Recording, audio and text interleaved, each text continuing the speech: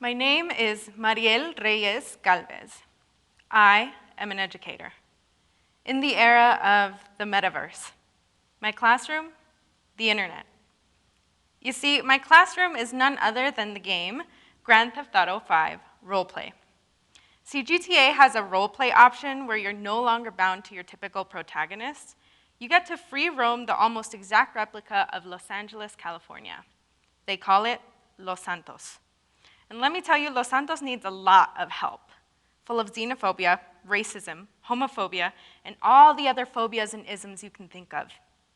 So my students and I came up with a solution. If we're to help Los Santos, if we're to push our digital spaces to help us heal, first, we had to glitch the system. To glitch the system, you step into a choice. Choose to be an agent of destruction and chaos, or choose to manifest the best version of yourself. I asked my students to make this choice, and I choose with them, destruction or creation. But here's the thing that I had to learn quickly about teenagers. They will always challenge your perspective. Good or bad, easy or hard, it is but second nature to them. They've grown up in a system that has told them to do the exact opposite of questioning, challenging, or criticizing, a system that has already been put in place.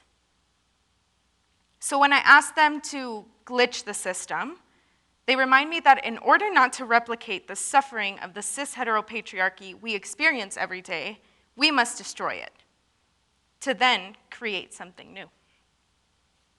We are the glitch. But I am an educator, so I ask my students another question. We start with this. What if this digital world helped us heal? What if this river of ones and zeros helped wash the wounds of your inner child? I am an educator. I am the glitch. Because this doesn't just come from a hobby. This doesn't come from an assignment. This doesn't happen solely because it's my job. This comes from the depths of my core, the roots that I have in this material universe. This comes from my ancestors in pre-colonial Mexico. I have not forgotten. Before there was the Americas, there was Aztlán. Before there was me, there was the Nahuatl people. They bestow upon me their Toltec wisdom, which centers but one thing: end your mental addiction to suffering. You know, so much of this world tells us that digital spaces like video games and social media are poison. And at times it does feel that way.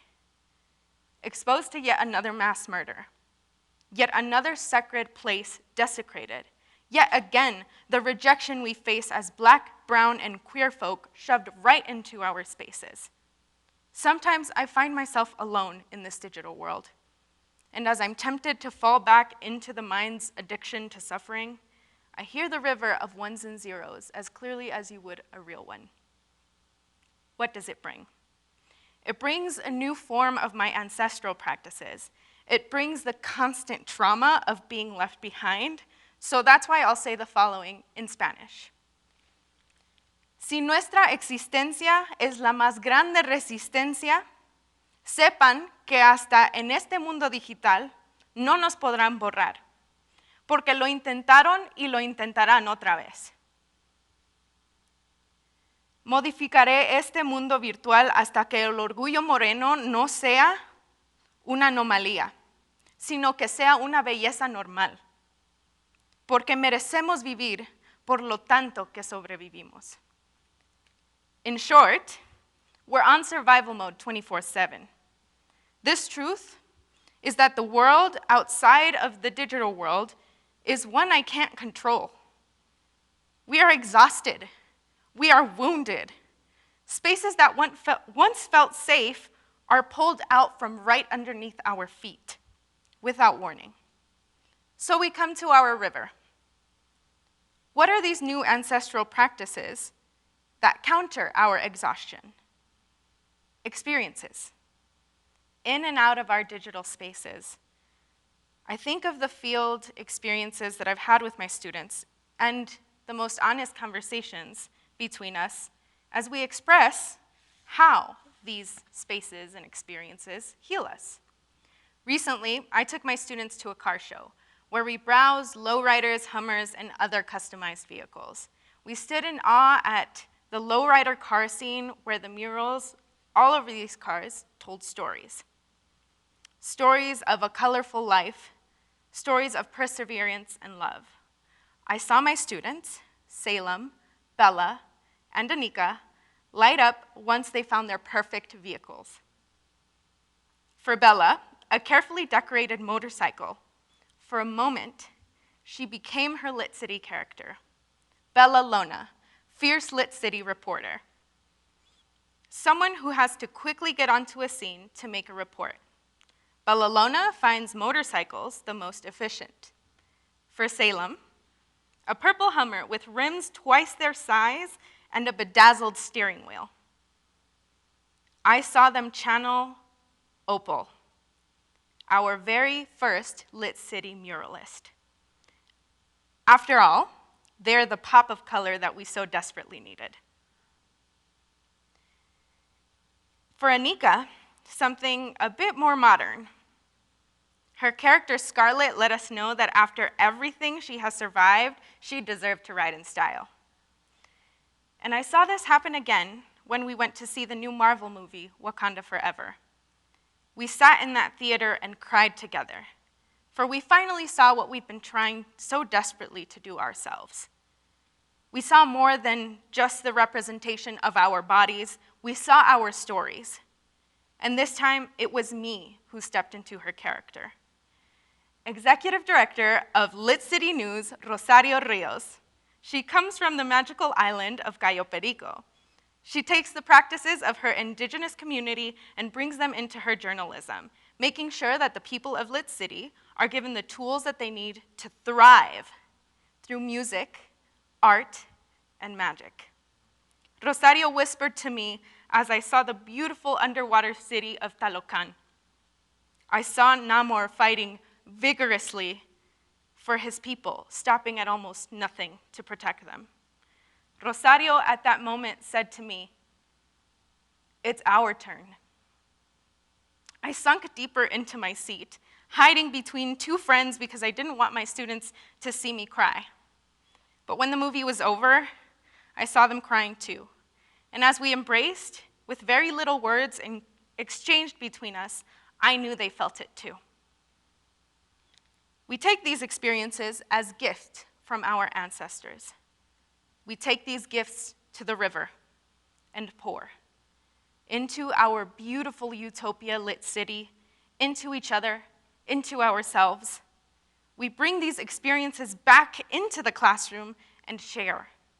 We share with our community of brilliance, where 7 other adults, including me, hear themselves and see themselves in our students.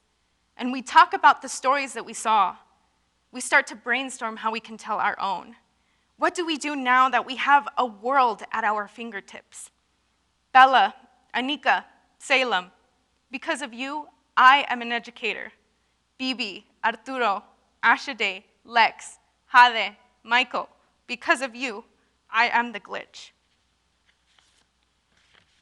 Just like my ancestors were. I too am building utopia. Someone close to me once told me, utopia doesn't just exist. Utopia is something we work for, fight for, nurture, and protect. And so we got to work. We have transcended a threshold, opened digital doors, and have found each other's souls. Because here's what they don't tell you about a digital world. You can no longer hide, or mask, or fake it. When you walk through the digital doors, your physical body is left behind. You have only your voice directly connected to your mind. And see, in this little back room in the absolute farthest edge of the metaverse, I found the most brilliant of minds. And if utopia is something we work for, my God, are they making me work for it. Because when your job is to lead a classroom, you have a lot of on-the-job learning to do. And lucky for me, these digital doors had a vault of knowledge behind them. I learned that at our core, playful imagination isn't something we lose when we stop being kids. It's how we center joy while we question the world around us.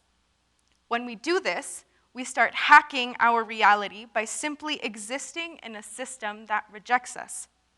If our existence is resistance, then let's glitch the ideologies that try to erase our persistence.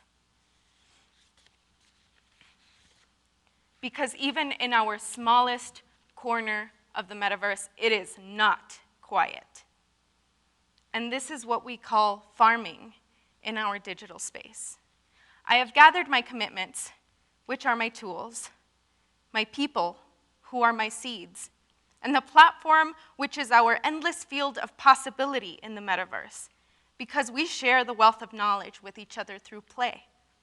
That's where intergenerational firewalling can thrive. Firewalls, which once used to keep us apart, now pull us together and protect us in our new home in the metaverse. And when it's time to level up, to take all I've learned and move on, I respawn.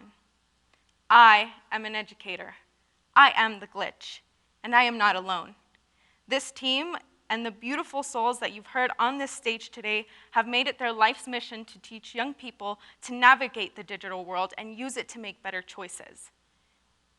We all live in the era of the metaverse, and we can use it to build that more just and equitable world. That is not theoretical. That is the truth. I am Mariel Reyes-Galvez. I am an educator. I am the glitch.